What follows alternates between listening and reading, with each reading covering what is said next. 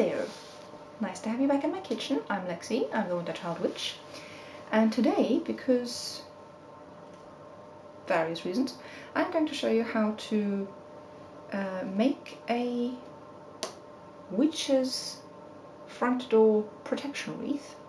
I would usually do my front door wreath with decorations according to the season, or like sort of corresponding to the season, but I kind of have the or feel called to make a more permanent protection thingy for, like I said, a number of reasons, but there is, yeah, something in the air, I feel. So yeah, hope you enjoy. Okay, so let's go. Going over the materials really quickly, of things to have and things to put on, or that I'm going to put on my wreath. First off, we've got like some artificial flowers. You can probably pick these up at any hobby or interior decorating store. I'm in the UK, so I got these at Wilko. They were like £1.50 for like a whole bunch of these each. I only took 3 each off. I've got my little witch's bells, which I've had cleansing in salt and rice on one of my altars for a while. I have the pine cones, which I have elegantly attached to a little wooden rod with what feels like a shit ton of hot glue. I've got my beautiful little protection jars. Now these are, the 2 small ones are from the works. This larger one is from a Halloween pack that I had back in October. This one is a classic witch's bottle. It's got black salt on the bottom, some sharpish objects. There's a cat claw in there because aesthetic, and there is rose thorns in there also because aesthetic.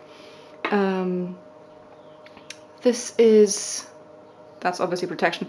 This is salt for purification, lavender and yellow rose petals for kindness, goodwill and gentleness to come to the house. And this is for prosperity. I've got mint and chamomile. I just dumped a tiny bit of vinegar in there to stop it going nasty. Then I have, again, this is also from the works, this is a tiny little broom.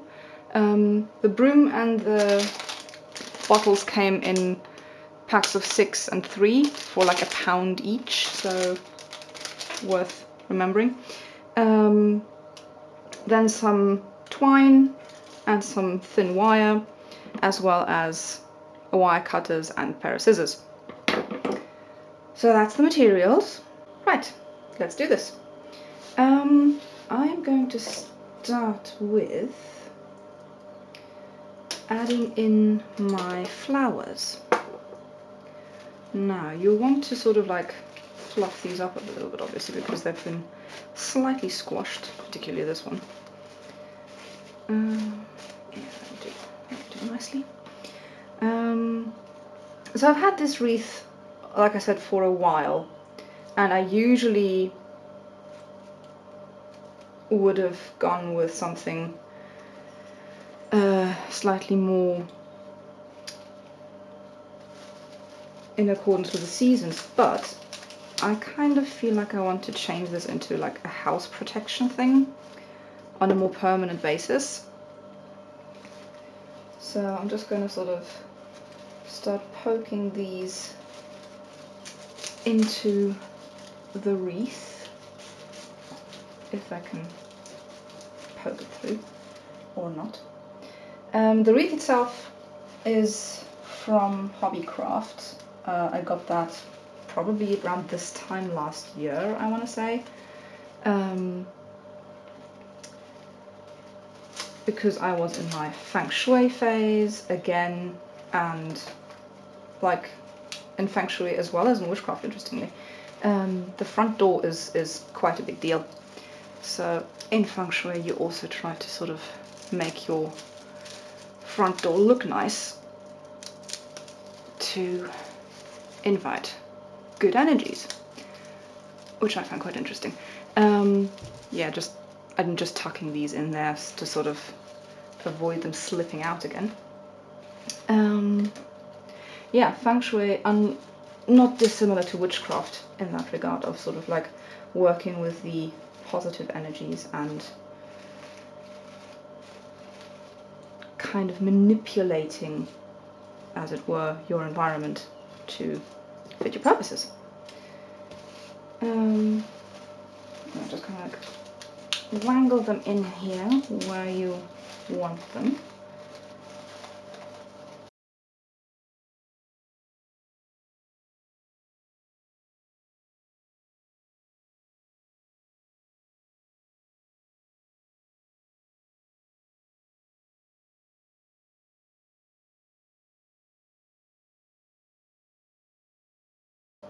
Okay, there we go. That's my flowers done. Now I kind of need to position roughly where I want all of these things to go. And yeah, with these little bottles, I'm not quite sure where I can see, and this one you might slightly see it. What I did, because corks on these types of bottles have the tendency to be very porous, so what I did is I dunked the cork in some just simple candle wax of one of my black candles, and then sealed it, because the cork, it gives a cork a little bit of protection. It also sort of sticks it in place a little bit without sealing it fully, if that makes sense.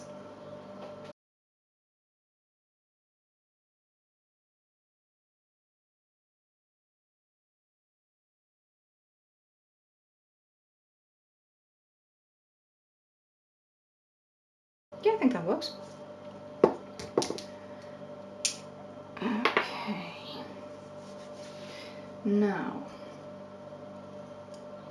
yeah, and even with the, I don't know if you can see slightly, I think this one is mildly leaking.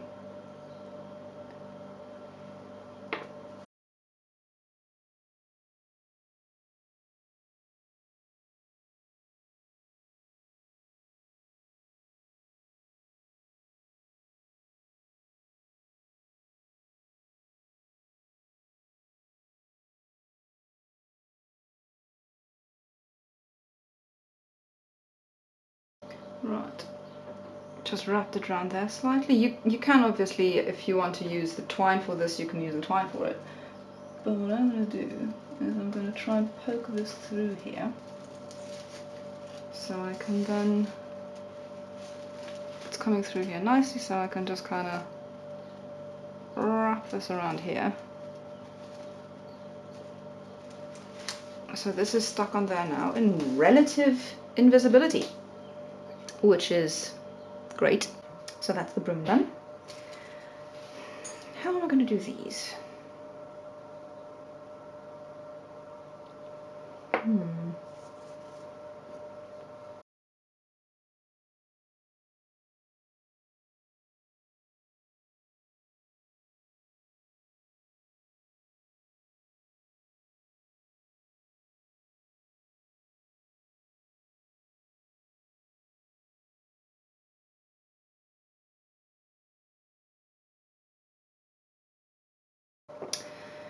Creative process and things.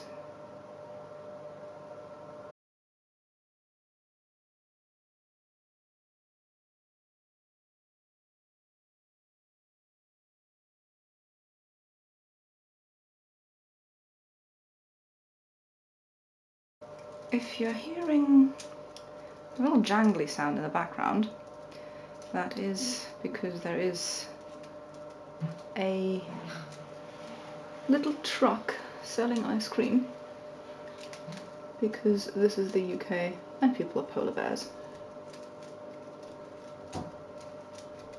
I'm making stuff super difficult for me, as usual. Don't do this at home. At least not like me. May want to do it a little bit more. Oh! There we go. Come.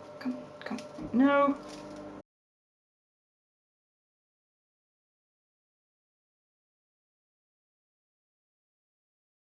Creative process.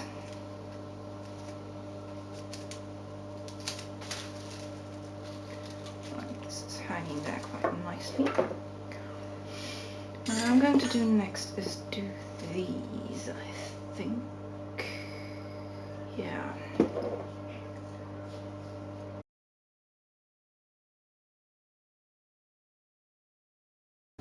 Because I'm, again, making things super complicated for myself, I'm going to thread this through here a couple times so I can give it a slightly broader attachment rather than just like one spot. I'm going to have two spots, if that makes sense, where the or this is sort of, you've got one over here and one over there, that so could go through and just poke it like through the thing here, hopefully, if it plays ball. And then you can pull these together back here.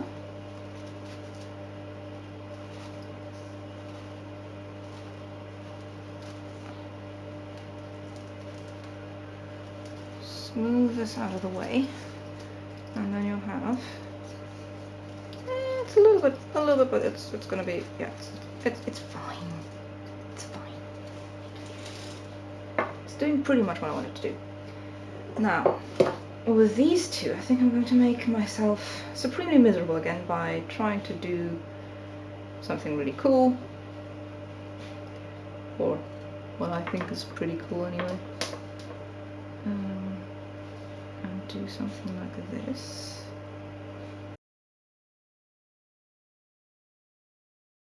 And this is something where you can really be creative, like really creative. Like you can use the twine to tie these to the thing, you can use the wire like with this one, you can do pretty much whatever floats your little boat and whatever makes your heart happy.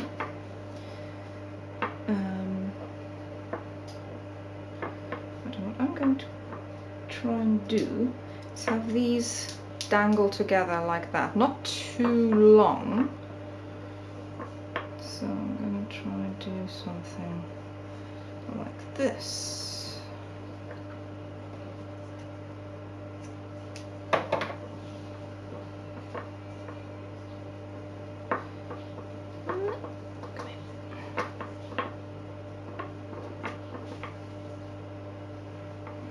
Now the one supremely difficult thing that I still have to decide is how am I going to attach these?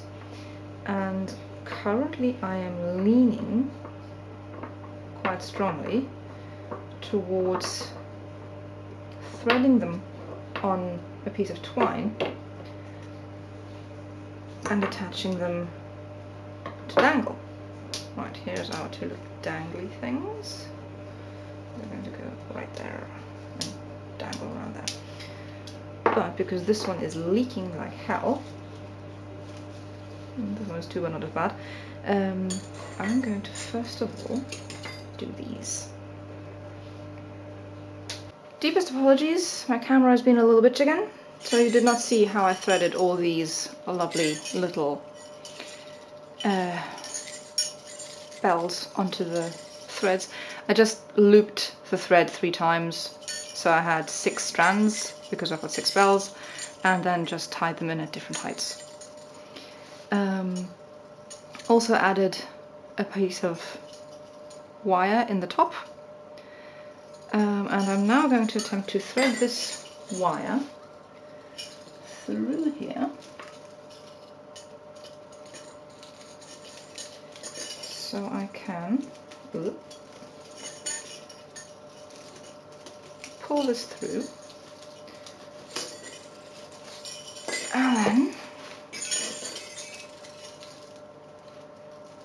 turn it here to secure these little bells. I did mention in the lost part of the footage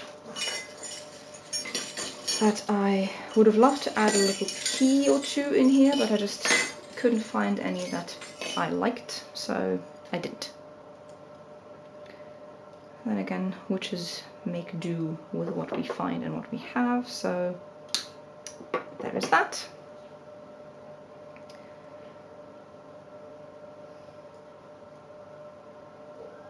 Okay, so same procedure with this little thing. I'm going to sort of hook these on here and try to poke the wire through at a reasonable space to hopefully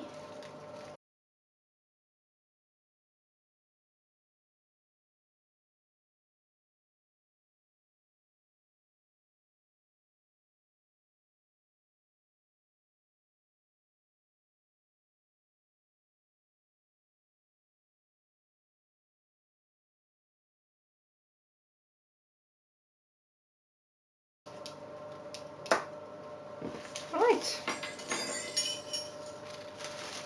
And so we have it.